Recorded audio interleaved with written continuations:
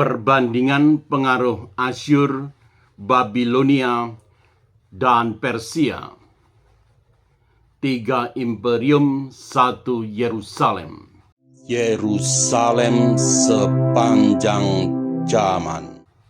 Selamat datang di channel Yerusalem sepanjang zaman. Yerusalem tidak hanya dibentuk oleh pengaruh satu kekuasaan saja.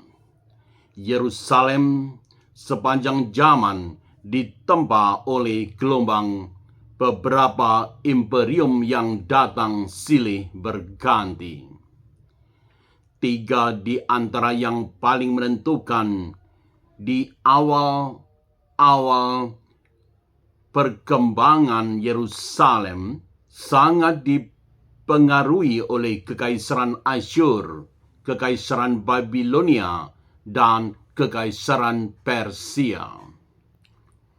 3 imperium dengan cara pendekatan yang berbeda, dengan masing-masing pengaruh yang berbeda bagi Israel dan Yehuda, dan khususnya sesuai dengan channel ini, Yerusalem.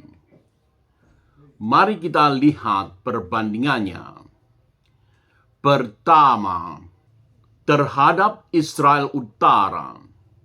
Di tangan Asyur, Israel dihancurkan total pada tahun 722 sebelum Masehi. Penduduknya dideportasi dan identitasnya perlahan hilang. Peristiwa ini dicatat dalam Kitab Kedua Raja-Raja bab 17. Berikutnya, ketika Babilonia berkuasa, Israel Utara sudah tidak ada lagi. Selanjutnya di bawah Persia, wilayah ini tidak pernah dipulihkan sebagai kerajaan. Kedua, tentang Yehuda. Yehuda di selatan dengan Yerusalem sebagai ibu kota. Di bawah Asyur, Yehuda tidak dihancurkan, tetapi menjadi negara wasal. Masih tetap berdiri, tetapi tidak sepenuhnya merdeka. Hal ini dapat dilihat dari Kitab Kedua Raja-Raja bab 18 sampai 19. Namun di bawah Babilonia semuanya berubah. Yerusalem dihancurkan pada tahun 586 sebelum Masehi. Bait suci diruntuhkan. Elit masyarakat dibuang ke pembuangan.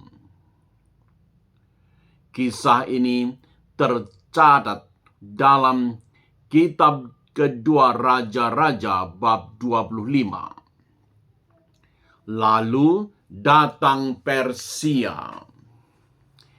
Di bawah Kores Agung, Yehuda dipulihkan, tetapi bukan sebagai kerajaan merdeka.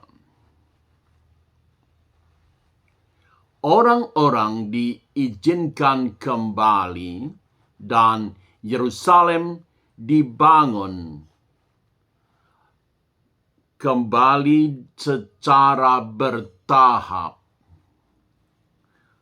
Silakan diperiksa dalam Kitab Esra bab 1. Secara bijaksana, atau lebih tepatnya secara kebijakan, ketiga imperium ini juga berbeda. Asyur mengandalkan deportasi dan asimilasi, menghapus identitas untuk mencegah perlawanan. Babilonia menghancurkan pusat kekuasaan, dan membuang para elit,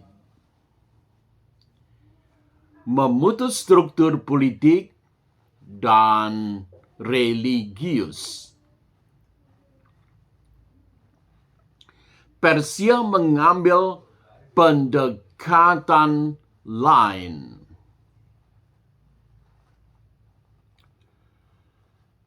Deportasi, restorasi, dan otonomi terbatas. Mengizinkan kehidupan lokal bangkit kembali, namun masih dalam kendali imperium. Dampaknya terasa dalam kehidupan keagamaan. Di Israel Utara muncul sinkretisme, yakni campuran praktek keagamaan. Sedangkan di Yehuda pada masa Babilonia terjadi krisis teologis yang dalam,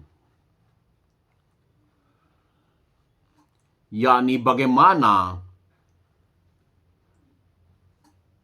memahami Tuhan tanpa bait suci. Di bawah Persia muncul reformasi, yakni pemurnian iman dan penataan kembali komunitas. Secara politik, semuanya berada dalam satu pola. Dari wasal menjadi wilayah yang dihancurkan hingga akhirnya menjadi provinsi dalam sistem imperium. Yerusalem tidak pernah benar-benar bebas dalam periode yang disebutkan di atas. Namun justru disitulah maknanya. Pesan utamanya jelas. Yerusalem tidak hanya bertahan dari satu kekuasaan, tetapi dibentuk oleh perbedaan cara kekuasaan itu bekerja pada masanya. Dari tekanan Asyur, kehancuran Babilonia, hingga pemulihan Persia.